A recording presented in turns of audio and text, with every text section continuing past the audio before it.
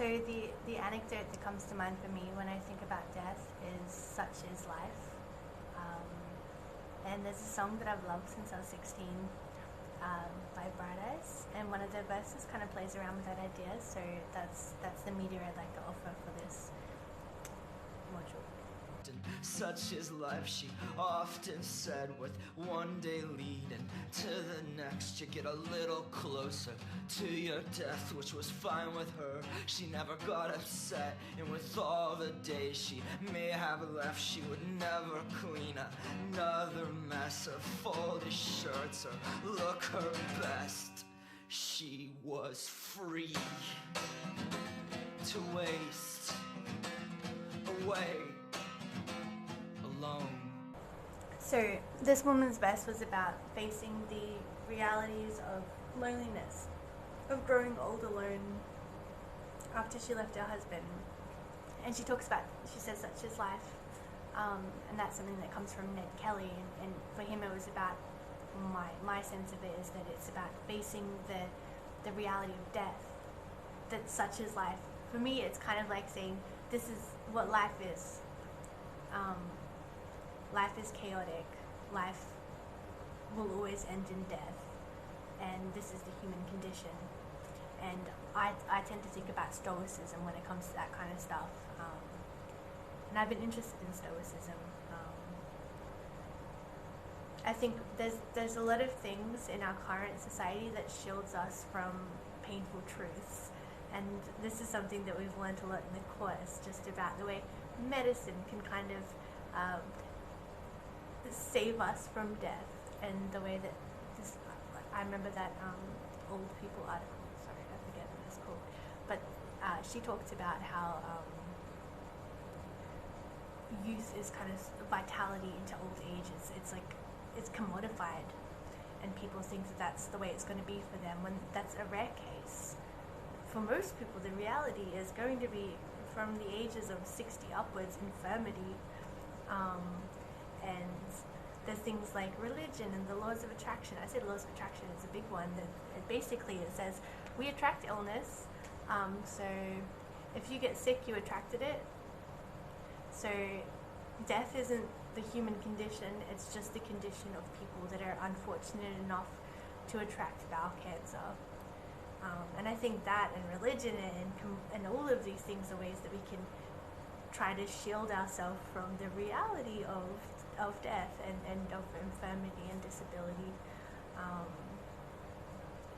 I've had an existential crisis, and I've been interested in death for some time, and just trying to accept it. I think it's an important part of being human, is accepting death, and I've learned a lot from this course. But one of the main things I'd say is, I still think it's not enough just for doctors to be talking about it, and for people to be learning about it in university courses. And I know I've made this argument before, but I just keep coming back to it. It's just, you can't expect someone to live their whole life without any framework for death, and then come into terminal illness, and then have any way to process it. It's always going to be a shock. And I think there's a lot of our culture that adds to that. So what I've mostly been interested in is the way that death can be normalized in media. So I talked about Caitlin Dowdy in the past. She normalizes death because she talks about death on YouTube. There's also songs like the one I just showed, talks about death. And I just want to end on this song that also talks about death. It's my funeral song, I think. And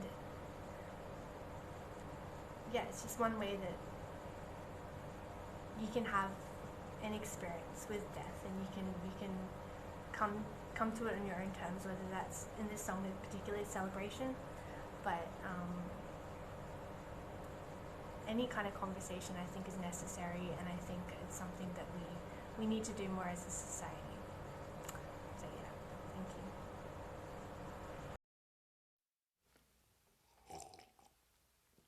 So there was this woman, and she was on an airplane, and she was flying to meet her fiance, sailing high above the largest ocean on planet Earth, and she was seated next to this man who you know, she had tried to start conversations, and the only thing she'd heard him say was just to order his Bloody Mary. And when she was sitting there and she was reading this really arduous magazine article about a third world country that she couldn't even pronounce the name of, and she's feeling very bored and very despondent,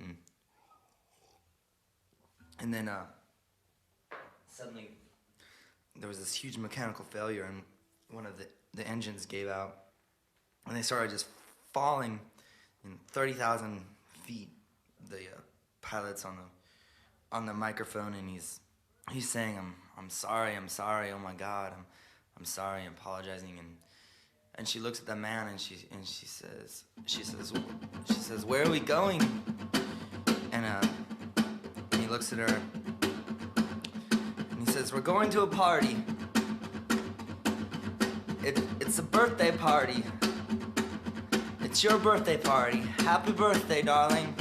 We love you very, very, very, very, very, very, very much." And then he starts humming this little tune, and it kind of goes like this. It's kind of 1, 2, 1, 2, 3, 4.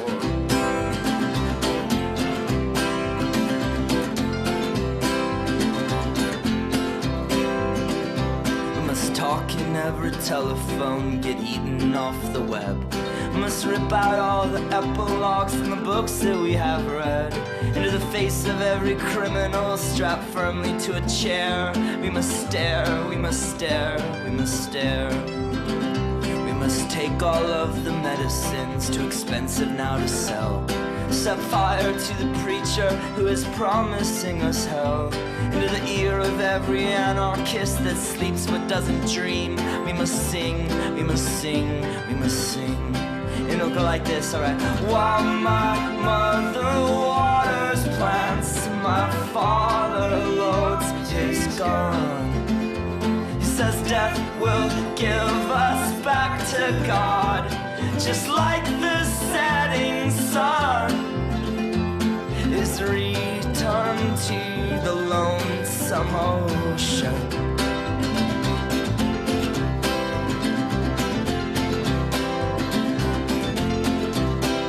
Splashed into the deep blue sea.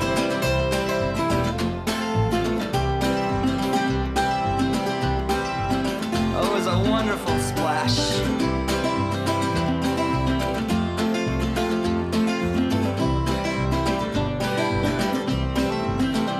We must blend into the choir, sing a static with the whole.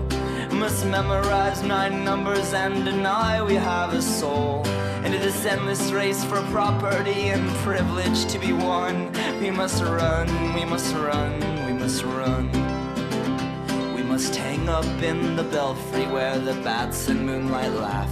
We must stare into a crystal ball and only see the past. Into the caverns of tomorrow with just our flashlights and our love. We must plunge, we must plunge, we must plunge. And then we'll get down there, way down to the very bottom of everything. And then we'll see it, oh we'll see it, we'll see it, we'll see it. Oh my morning's coming back. The whole world's waking up. All the city buses swimming past. I'm happy just because I found out